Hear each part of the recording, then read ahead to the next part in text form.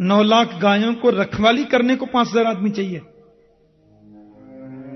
और नजरानी का जैसा विचित्र महल है, उस महल में झाड़ू लगाने वाले 500 आदमी चाहिए। और इतने बड़े घर में गृह कार्य के लिए कम से कम 200 नौकरानी चाहिए। इसलिए बोलते हैं गृह दासीसु, बहुत बहुवचन है। नजरानी के घर में बहुत दासियां हैं, लेकिन कर्मांतर नियुक्तासु, उन सबको अन्य कार्यों में नियुक्त कर देती हैं। और निर्ममंथ स्वयं दधी, लाला के लिए दही स्वयं बिलोती हैं। कृष्ण पलना में सो रहे, मैया उठ गई हैं और दही बिलो रही हैं। भक्ति होती है 3 प्रकार से कि यानी यानी गीतानि तदबाल चरितानि च दधि निर्मंथने काले स्मरन्ति तान्य गायत। 3 प्रकार की भक्ति, मनसा, वाचा और कर्मणा। मन में गोविंद की लीलाओं का चिंतन कर रही हैं, मन की भक्ति। और वाणी से गोविंद की लीला का गान कर रही हैं, वाणी की वाचा भक्ति। और शरीर से दोनों हाथों से दही बिलो रही हैं, ये कर्म की भक्ति। तो मनसा वाचा कर्मणा तीनों कृष्ण में हो गए। सुंदर भाव है। अपना दूध पिलाती हैं और अपने दूध के बाद में थोड़ा बहुत, अब लाला जरा बड़े हो गए ना, इसलिए उनको ताजा माखन भी देना है। पद्मगंधा गाय का दूध भी पिलाती हैं अपने दूध के बाद में। और ये संसार की माताओं को यशोदा जी कदाचित ये उपदेश देना चाहती हैं कि मुझे देख लो, हजारों नौकर नौकरानियों के रहने के बावजूद अपने पुत्र की सेवा में नौकर से न करा के अपने आप करती हूं। ये सत्य बात है। जिस माता के मन में यह अभिलाषा हो कि बुढ़ापे में बेटा हमारी सेवा करे, तो बचपन में मां को पुत्र की सेवा स्वयं करनी चाहिए। जिस माता ने बचपन में अपना दूध बच्चे को नहीं पिलाया, वो बालक बड़े होकर मां की सेवा नहीं कर सकता, ये कन्फर्म है।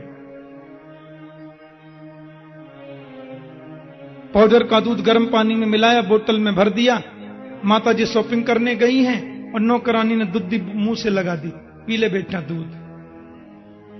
जिस बालक ने बोतल का ही दूध पिया, वो मां को मां कैसे मान सकता है? वो तो बोतल को ही मां मानेगा न जी। बचपन में दूध की बोतल, बड़े होकर दूसरी बोतल। वो मां को मां कैसे मान सकता है? इसलिए माताओं को चाहिए कितनी भी व्यस्त हों, फिर भी पुत्र की सेवा अपने हाथ से करने की आदत डालो। उससे बच्चे में संस्कार पड़ते हैं। बच्चा आपका अनुयायी अनुगामी बनेगा, सेवक बनेगा। और मां का दूध जिसने पिया नहीं है ना, उस बच्चे में आत्मबल की भी कमजोरी रहती है। हाँ, पुराने जमाने में कहते थे ना, लोग जब झगड़ा करते थे तो बोलते थे, अरे मां का दूध पिया है तो सामने आ जाओ। अब यहां बोतल का पिया है तो सामने का खा खाएंगे। अपना दूध पिलाओ, माताओं को चाहिए। और माता के दुग्ध में जितना स्तर है, रोग निरोधक जितनी क्षमता है, उतनी किसी में नहीं है। इसलिए अपना दूध पिलाओ ज्यादा। अब मैया तो दही बिलो रही थी, मेरे गोविंद आ गए और आखिर के महाराज मटकी पकड़ के खड़े हो गए। मैया बोली, आ गए तुम? बहुत जोर की भूख लगी है, माखन दे दो। अब मैया बोली, माखन कहां पे दूं, अभी तो निकलो ही ना। मैया ने कह दी, चंदा ही ले ले। ऊपर चंदा मामा है, सो माखन माखन भूल के चंदा लेंगे। कभी चंदा, कभी माखन, कभी चंदा। अब चंदा पर एकदम ध्यान रुक गया। चंदा चाहिए, अभी चाहिए, इसी वक्त चाहिए। दुनिया में केवल 2 ही हट हैं सबसे बड़ी। बोलो जय श्री कृष्ण। हां, संसार में 2 ही हट हैं सबसे विचित्र। पहली है बाल हट। बाल हट बड़ी विचित्र होती है। बच्चे जिस बात पर अड़ जाएं, हट करने लगे, वो आपको लानी पड़ेगी, कहीं से भी लाओ, कैसे भी लाओ। आपकी पॉकेट जवाब दे रही है, कोई मतलब नहीं, वो चीज चाहिए, माने चाहिए। एक होती है बालहट, और दूसरी मैं आपको अभी नहीं बताऊंगा। मेरे को भी 2.5 दिन कथा और करनी है। पर्दे को थोड़ी सुनाऊंगा कथा। हमारी माताएं बहुत अच्छी होती हैं, बोलो जय श्री कृष्ण। कथा में, सत्संग में, पूजा में, पाठ में, संत सेवा में, दान में, सब में देखो आ गई नाम है। हां, सवेरे जल्दी उठना, बच्चों को स्कूल के लिए तैयार करना, फिर वो ऑफिस जा रहे हैं, वो का मतलब 440 वोल्ट, उनके तेवर सहना, उनका टिफिन बना के देना, फिर 3 घंटे आके कथा सुननी और कथा पूरी सुननी, फिर दोपहरी में घर पहुंचना, पहुंचकर फिर भोजन की व्यवस्था, फिर बच्चे रोते रोते स्कूल से आ रहे हैं उनको देखना, फिर वो लौट के आ रहे हैं ऑफिस से, लौटते हैं तो 880 वोल्ट हो जाते हैं, उनका तेवर देखना, फिर यहां की कथा सुननी, सत्संग करना, और कथा सुनते सुनते मिनी सत्संग भी अपना चलाते रहना। हां, सुनना भी और पड़ोसी को सुनाना भी। भगवान की बहुत कृपा है, बोलो जय श्री कृष्ण। मैं तो ऐसे ही कह रहा हूं, बालहट बहुत विचित्र होती है। दूसरी की बात परसों करेंगे शाम 6:30 बजे। मचल गए, चलना चाहिए। अब परेशान करने लगे, कभी फरिया पकड़ के खींचे, कभी मटकी को लुढ़कावे की कहें, चंदा दे दे। मैया ने परात में पानी भर दिया, बोले जी नहीं वही चाहिए। सो मैया को आई गुस्सा और गोदी से नीचे पटक दियो, चले यहां से, चंदा लेंगे, परेशान करे। मैया ने जब फटकार लगाई महाराज, सो कमर पे रख लिए दोनों हाथ, फुटबॉल जैसा मुंह फूल गया और यशोदा के सामने खड़े हो गए। ओ बढ़िया मैया, चंदा देगी कि नहीं? मैया बोली धमकी दे रहा है, ना दे रही चंदा, बोल क्या करेगा? सूरदास महाप्रभु के शब्दों में सुनिए, कितना सुंदर धमकी दे रहे हैं नजरानी को। 3.5 वर्ष का बच्चा इससे बड़ी धमकी दे भी क्या सकता है? के चंद्र खिलौना ले हुरी मैया, मैं चंद्र खिलौना ले हो, और जय हो लोटी अब ही अबनी पे, मैं तेरी गोदन आए हो। तुमने चंदा नहीं दिया तो जमीन पर लेट जाएंगे, पूरे शरीर में बालू लगा लेंगे, तुम्हारी गोद में नहीं आएंगे, बात खत्म। मैया बोली मेरे का बिगाड़ेगो, मत आवे, मैं तो बलराम को गोद में ले लूंगी। जमीन में लेट जाएगो तो सबरे शरीर में बालू मिट्टी लग जाएगी, एक तो वैसी कारो और बुरोई है जाएगा। कन्हैया बोले धमकी बेकार गई, फिर हमको चंदा देना, दूध हम जमीन पे भी ना लेटेंगे और गोद में भी आ जाएंगे। मैया बोली चंदा ही ना दे रही, जो करना है सो कर ले। दूसरी धमकी, के सुरभि को पयपान न करे हो, बेणी सिर ना गुथे हो। तू हमको चुटिया को बहानों लगा के रोज दूध पियावे। जब कन्हैया दूध नहीं पीते तो मैया कहती लाला कटोरा भर के पूरा पी जाएगा ना तो चोटी लंबी है जाएगी। हाँ, पहले चोटी लंबी रखने का बड़ा शौक था लोगों को, क्योंकि हिंदुत्व की पहचान चोटी थी ना जी। तो कन्हैया क्या करते मालूम है, एक हाथ से कटोरा को दूध मुंह से लगा लेते, दूसरे हाथ से चोटी पकड़ लेते और कटोरा दूध खत्म करते बोलते हैं कब ही बढ़ेगी चोटी। केती बार मोए दूध पिबत भे ये अजहू है छोटी। आज बोले हम सब जाने तू चोटी को बहानों लगा के हमको दूध पियावे। अब यदि चंदा नहीं दिया तो दूध पीना बंद, और तू हमारी बेणी गूथे, हमारे बालन में फूल लगावे, बेणी भी नहीं कड़वाएंगे, हाँ और दूध भी नहीं पिएंगे। मैया बोली दूध ना पीवेगा तेरा पेट पीठ में लग जाएगा। कारो तो तू है ये बेटा, मैं तेरी बेणी गूथ के निक बालन को संवार के सुंदर सो बनाऊं, ना गुथवावेगा तो मैं तो बलराम की बेणी गूथ दूंगी, मत आवे गोद में। फिर हमको चंदा दे देना, हम बेड़ी भी गुथवा लेंगे, दूध भी पी लेंगे। मैया बोली चंदा ही ना दे रही, जो करना सो कर ले। तीसरी धमकी कितनी जबरदस्त दे रहे हैं। देख एक बात मेरे पास में ऐसी है, मैंने वो सुनाई दी नहीं तो कुछ चंदा देना ही पड़ेगा। क्या तो पहले चंदा दे दे, नहीं मैं हाल सुनाऊं। मैया बोली तो सबरी बात ने सुना दे, मैं ना दे रही। तीसरी धमकी कितनी जोर की दे रहे हैं, सुनिए। कि वह हो पूत, वह हो पूत नंद बाबा को, मैं तेरो सुतना कहे हो। पूरे ब्रजमंडल के ब्रजवासियों की पंचायत बुला लेंगे। हाँ, और पंचायत में बीच में खड़े होकर कह देंगे, सुनो भैया, बाबा से हम तो बाबा के ही बेटा हैं, मैया के बेटा ना है। मैया ते तो हमारी कुट्टी है गई। बस अब तो यदि अपना बेटा बनाना तो हमको पहले चंदा दे दे, नहीं तू हमारी मैया नहीं, हम तुम्हारे बेटा नहीं। रूठ कर दरवाजे के पीछे, किवाड़ के पीछे खड़े हो गए। माता यशोदा ने देखा, रूठ कर परे को चले गए। मैया की आंखों में आंसू आ गए।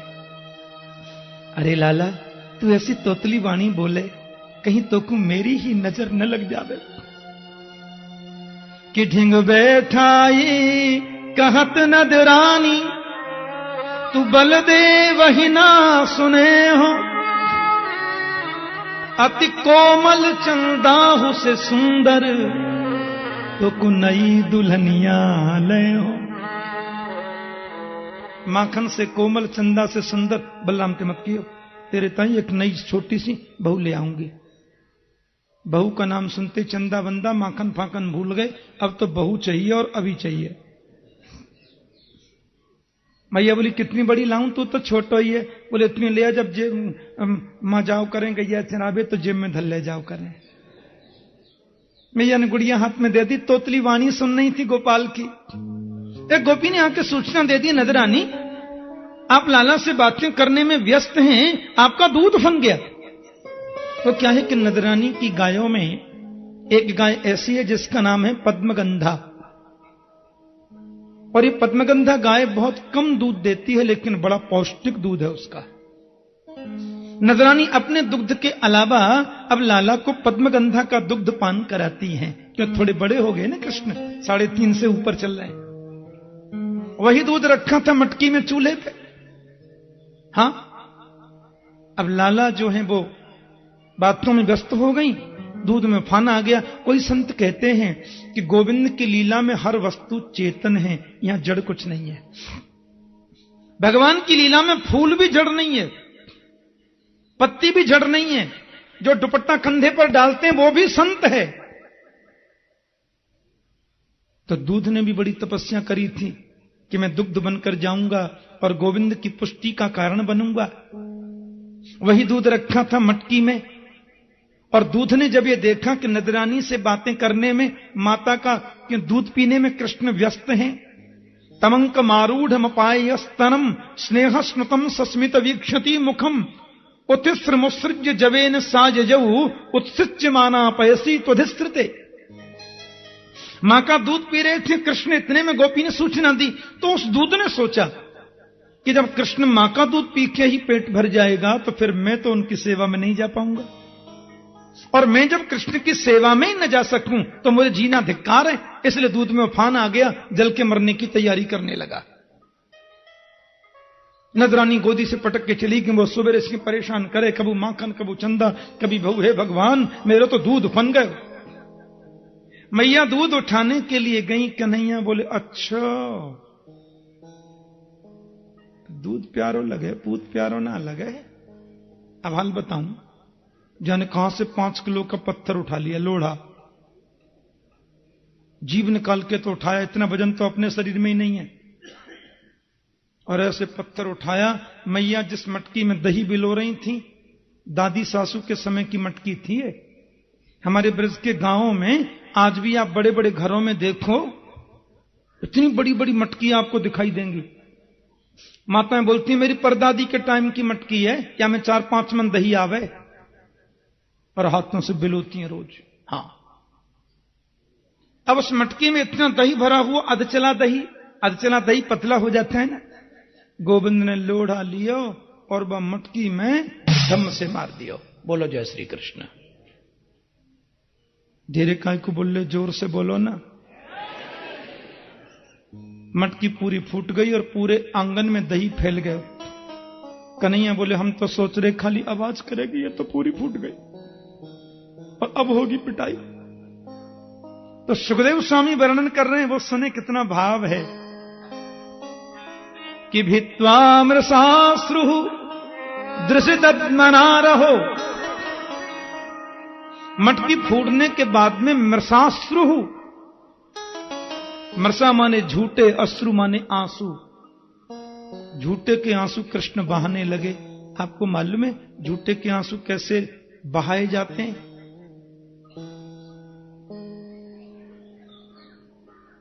जय श्री कृष्ण।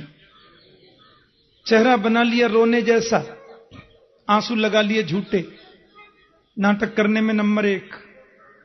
फिर बोले कितने आंसू लगा में, कितने रो में, आज होगी पिटाई। तो दूसरे आंगन में चले गए और सुखदेव जी कह रहे हैं कि उलूख लांघ्रे परिव्यवस्थितम मरकाय कामम ददतः शुचिस्मितम। उखल पर चढ़कर के बंदरों को माखन लुटा रहे हैं, क्योंकि इन बानरों ने रामचरित्र में मेरी बहुत सेवा की थी। उत्तार्ज गोपी स्वश्रितम पय पुनः। गोपी यशोदा ने वो दूध की मटकी चूल्हे से उतार के रख दी नहीं और आंगन में आकर के दही मटकी फूटी देखी तो लिखा है भगनम विलोक्य स्वसुतस्य कर्म तद जहां सतम चापी न तत्र पश्यति। मैया ने मटकी फूटी हुई देखी तो उनको क्रोध नहीं आया, उनको बुरा नहीं लगा, बल्कि सुखदेव स्वामी कहते हैं जहां से मैया बड़ी जोर से हंस, कोई मटकी की कमी थोड़ी घर में, हाँ जोर से हंसी। देखो न 103 बिलान को लाला, मैंने गोदी से पटक के चली गई तो कैसे हैं, कैसे गुस्सा आई गई बाकू। फिर मैया गंभीर होकर बोले नहीं ऐसे में डांटूंगी नहीं तो बिगड़ जाएगा। हाथ में चांदी की छड़ी लेकर के आई, चेहरा गुस्सा जैसा बनाया। ये है कहां, ये गयो कहां, बड़ा उधम मचावे, आज या को बताऊंगी। मैया जैसी आंगन के दूसरे भाग में आई, मां देखे तो उखल पे चढ़ के बंदरों का नाश्ता हो रहा है। खड़ी लेखन के नजरानी यशोदा उनको पकड़ने का प्रयास करते हुए जा रही है। आगे आगे कन्हैया और पीछे पीछे मेरे गोविंद दौड़ रहे हैं। एक बात बताओ, 3.5-4 वर्ष का बच्चा भले थोड़ा दौड़े पर दौड़ता बड़ी जोर से है, बड़ी चंचलता होती उसमें। 82 वर्ष की बुढ़िया मैया दौड़ पाएंगी क्या इतना? छड़ी लेखन के पीछे पीछे नदरानी दौड़ती हैं, आगे आगे कन्हैया दौड़ रहे हैं। आहा, ब्रह्मा जी ऊपर से देख रहे हैं, यशोदा तेरे भाग की कही न जाए।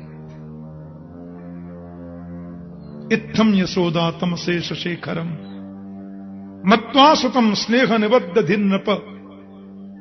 मैया उसको अपना पुत्र मानती हैं, क्यों कि स्नेह निबद्ध धिन्नप, स्नेह की रस्सी से बंधी है बुद्धि, वात्सल्य जो है। अब माता यशोदा के जूड़ा में लगे हुए जो फूल हैं ना, वे फूल झरझर करके सब नीचे जमीन पर गिरते हैं। परीक्षित ने कहा जमीन पर काई को गिरते हैं?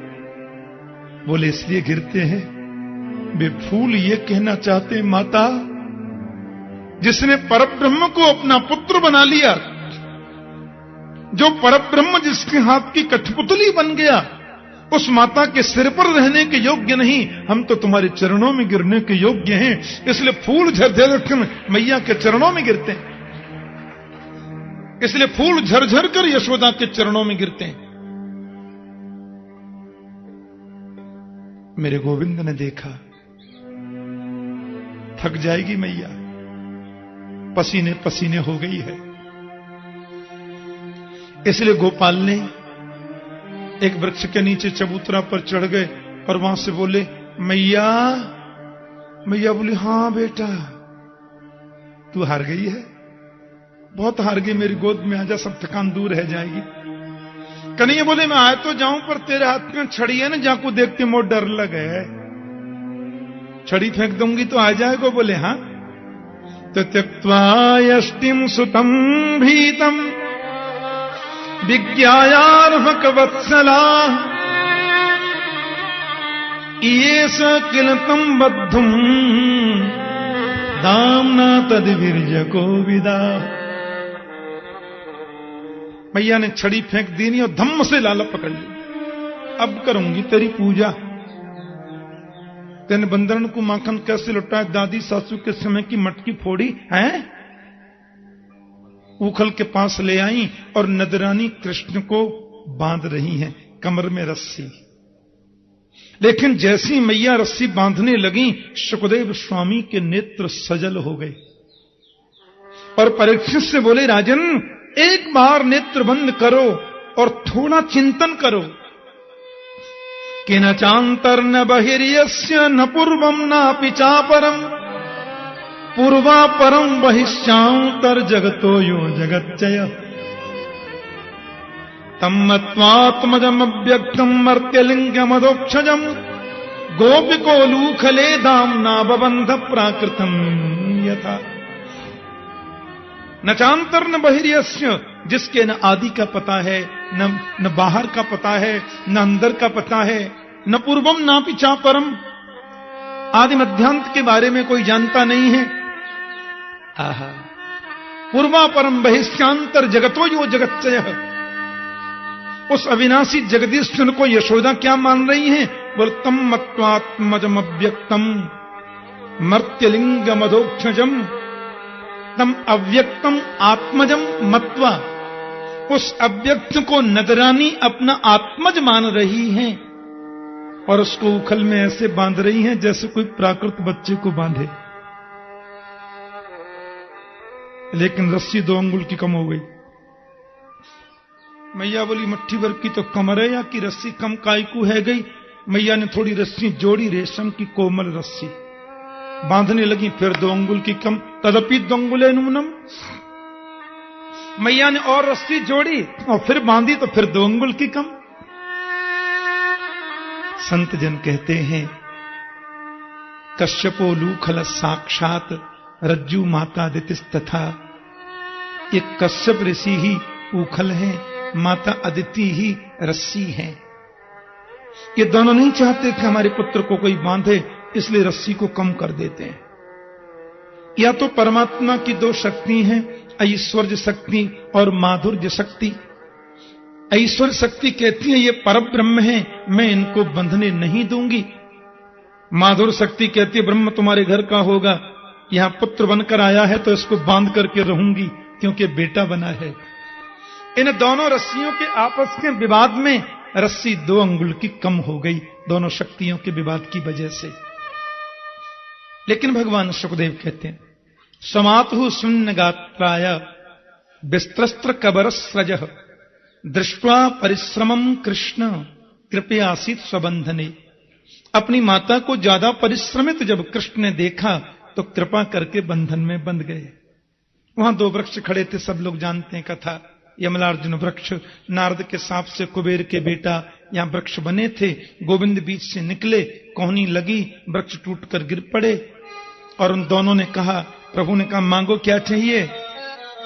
कि वाणी गुणानुकथने श्रवणौ कथायां हस्तौ च कर्म सुमनस्तव पादयोर्नः स्मृत्यां शिरस्तव निवास जगत् प्रणामे दृष्टि सतां दर्शनेस्तु भवत्तनूनाम्। उन्होंने भगवान से भक्ति का वर मांगा। वाणी गुणानुकथने, वाणी से आपके गुणों को गाते रहें, श्रवण से आपकी कथा सुनते रहें, हाथों से आपकी सेवा करते रहें, मन आपके चरणों में लगा रहे, स्मृति से आपका स्मरण करते रहें, सिर आपके संत और भक्तों के चरणों में झुके, और दृष्टि ही सताम दर्शनेस्तु भवत्तनूनाम, दृष्टि हमारी ऐसी बन जाए कि जिस किसी को हम देखें उसमें आपका ही दर्शन हो। है प्रभु ने भक्ति का वर दिया। वृक्षों के गिरने की आवाज सुनकर ब्रजवासी दौड़े। मैया ने दौड़ करके लाला फिर खोल दिया और लाला खोलो नंद बाबा ने थोड़ी डांट भी लगाई, ऐसा काई को कियो। फिर गोविंद को मैया ने गोदी में लिया, दूध पिलाया और कहानी सुनते सुनते सो गए। अब तो 3 बजे उठेंगे। प्रातःकालीन सत्र में हम लोग गोविंद की बाल लीलाओं का श्रवण कर रहे थे।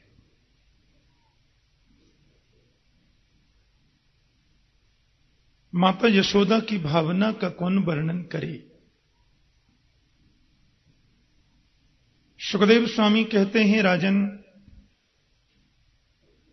कृष्ण बलराम खेलते खेलते दोनों बाहर निकल गए। माता को तो पता ही नहीं चलता कब समय व्यतीत हो गया। अब खेलते हुए बाहर जब चले गए, मैया ने बड़ी ताजो माखन निकाल के रखियो और आज कन्हैया को जन्मदिन है। सो मैया बोली, रोहिणी से आप जल्दी जाओ और कृष्ण बलराम दोनों को बुला के लाओ कि आज बेटा तुम्हारा जन्मदिन है ना। उनके हाथ से ब्राह्मण भोजन कराने, संतन को पूजन कराने, कुल देवता की पूजा करनी है। रोहिणी जी गई। कन्हैया बलराम दोनों धूल मट्टी में जमुना किनारे सखान के संग खेल रहे। रोहिणी चबूतरा पे खड़े हैं कि करी लाला दोनों जल्दी आओ। कृष्ण बलराम बोले, कहां काम है, पहले काम बताओ। अरे बेटा, तुम्हारा जन्मदिन है, आकर के जल्दी स्नान करो, देव पूजन करो, पंडित जी को भोजन परोसो, गौ पूजन भी करना। तुम्हारा जन्मदिन है, जल्दी आके नहाओ। हम ना आ रहे। अरे बेटा, पूजन करना नहानो। बोले, तुम ही नहा लो, तुम ही पूज लो। नहाने के नाम से बच्चे बहुत डरते हैं। रोहिणी वापस आ गई। यशोदा बोली, लाई का? बोले, आम ही ना। कहा कही तुमने? हमने जो कही जल्दी चल के नहाओ। अरे नहावे को नाम चो लियो, खावे को चो ना लियो।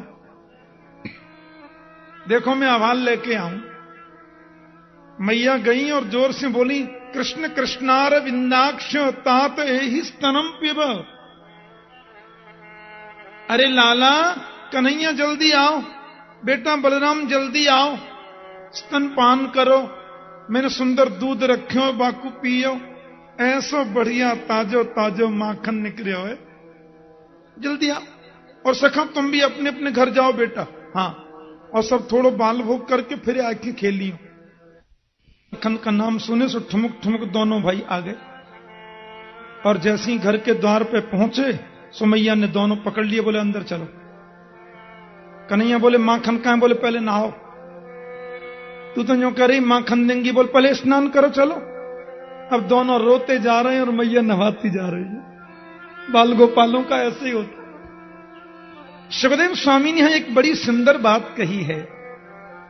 इत्थम यशोदा तमसे सशेखरम मत्वा सुतम स्नेह निबद्धधिन्नप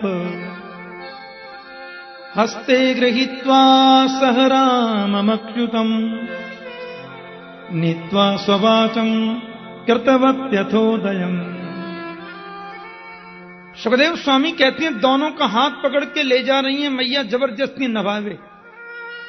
तम अशेष शेखरम, हो उस अशेष शेखर को ब्रह्मा जी नाक बंद बंद करके बेचारे पधार गए, लेकिन समझ न सके। शिव जी समाधि में सतत चिंतन करते हैं।